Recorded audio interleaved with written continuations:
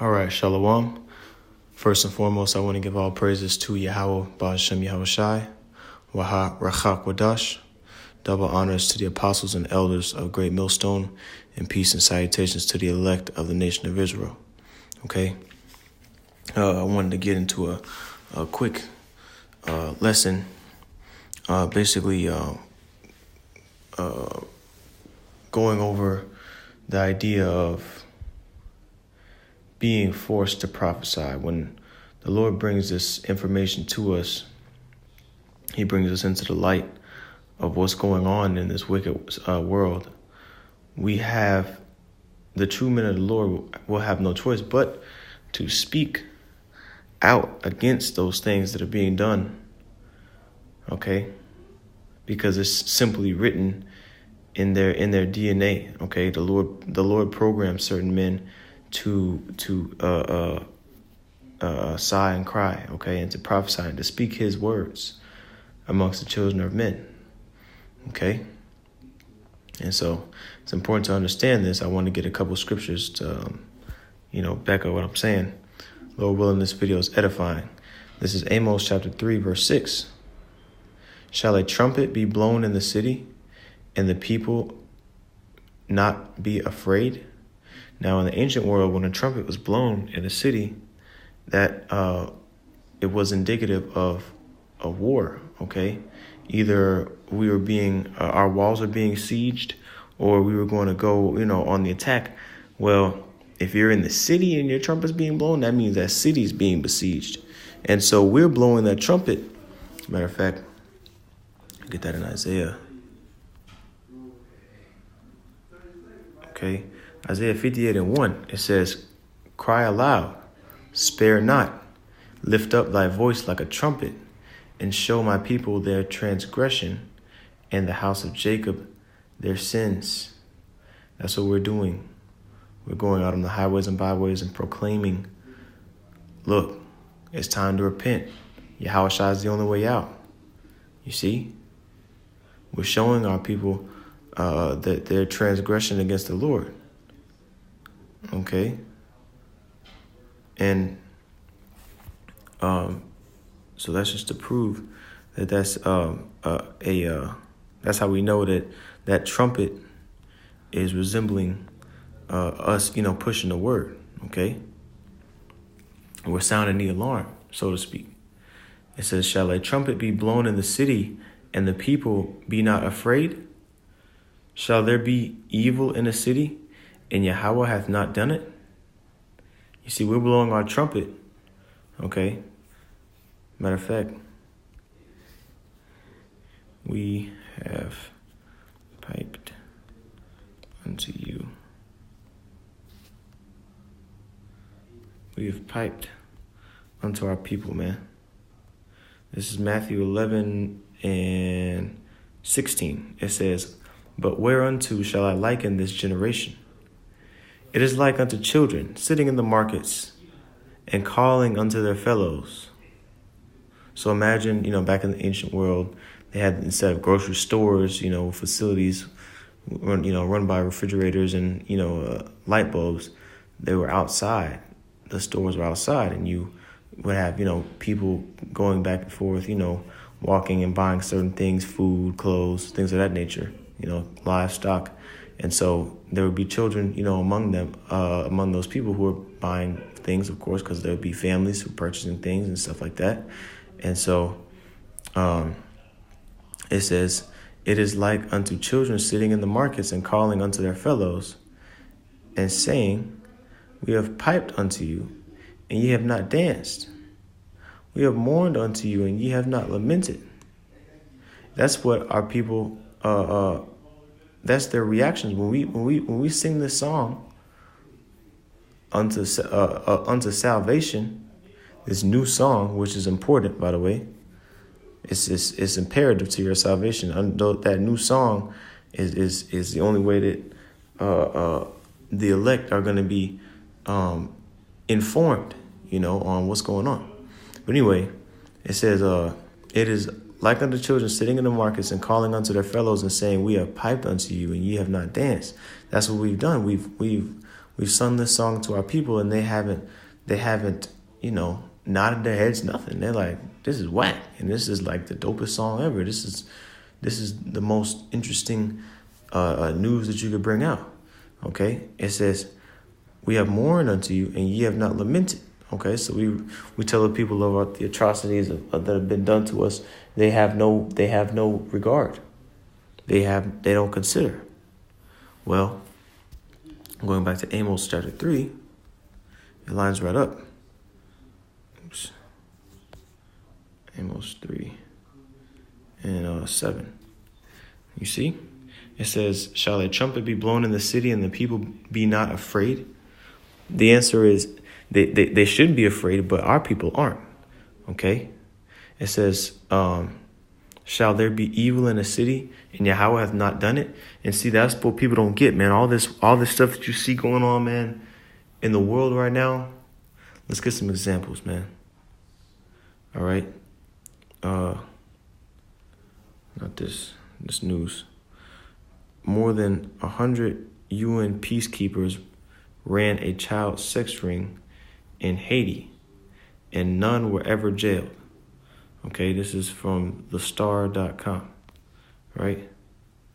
This is posted last year, okay?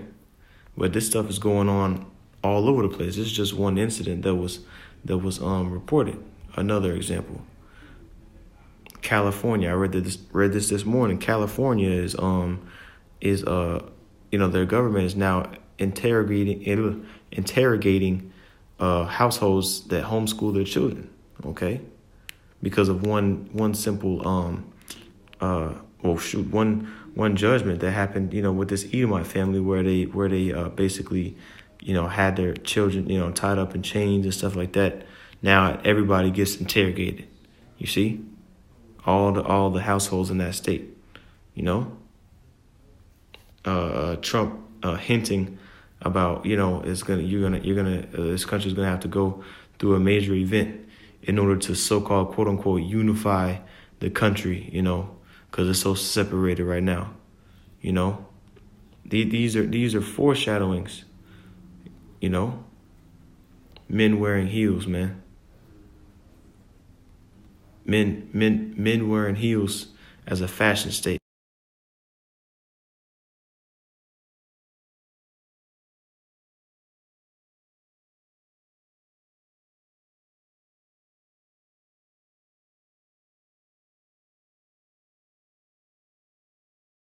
That's evil, man. That's wickedness.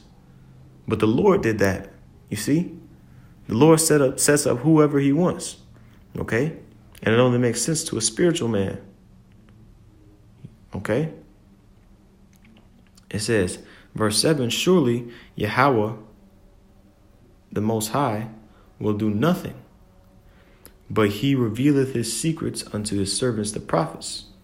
And so we, the spiritual men of the Most High, are the only ones who understand, man. You see?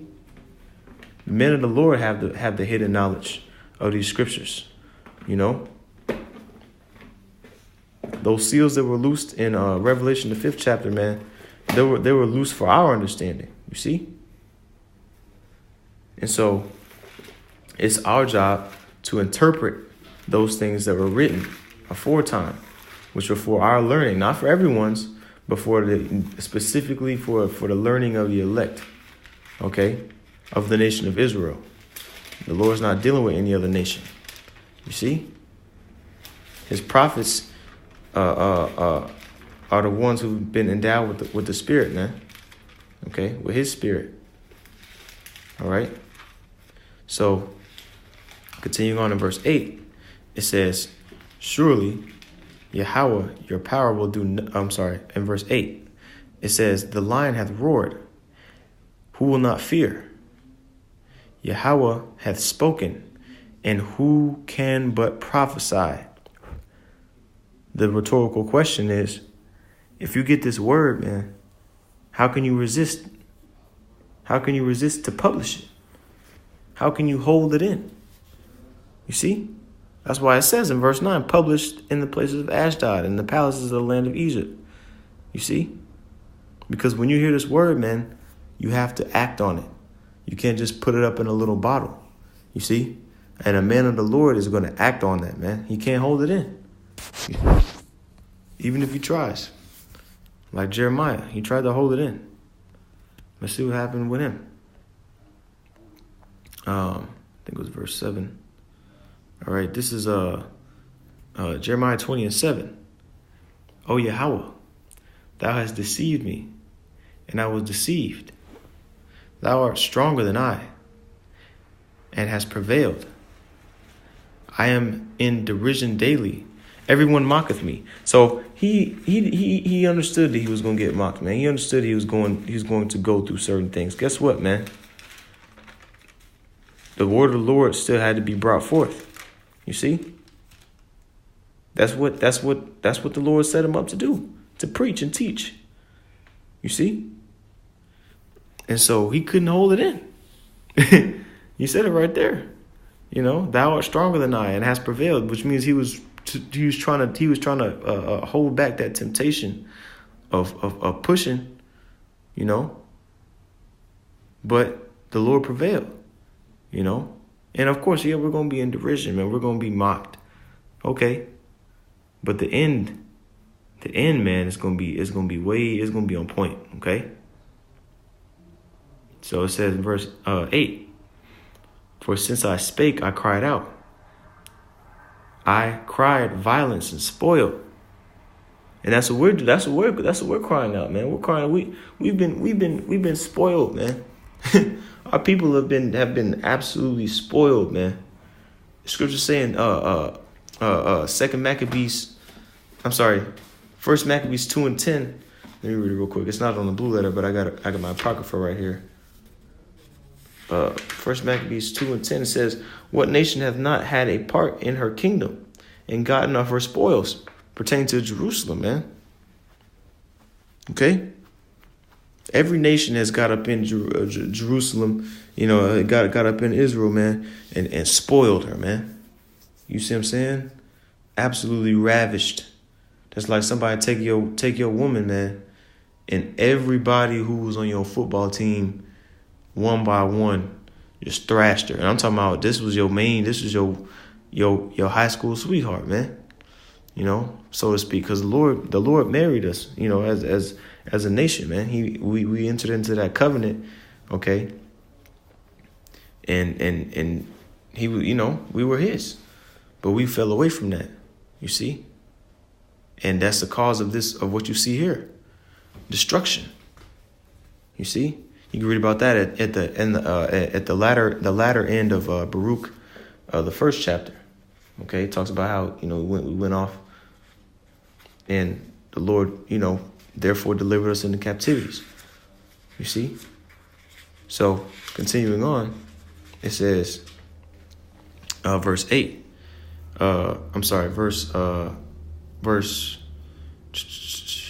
Continuing in verse 8. Because the word of Yahweh was made a reproach unto me, a derision daily. Okay, that word reproach and derision basically going into mocking. You know, a reproach is something that's unpleasant. You know, it says was made a reproach. Strong's H 2781. It says charapa, to reproach or scorn, to taunt, to reproach, resting upon condition of shame or disgrace. Okay, that's what they did to Yahushua. Well, guess what? The scriptures say the servant is not greater than his master. Let's get that. The servant is not greater.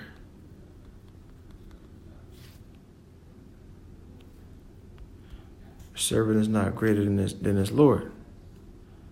Okay, John 15 and 20.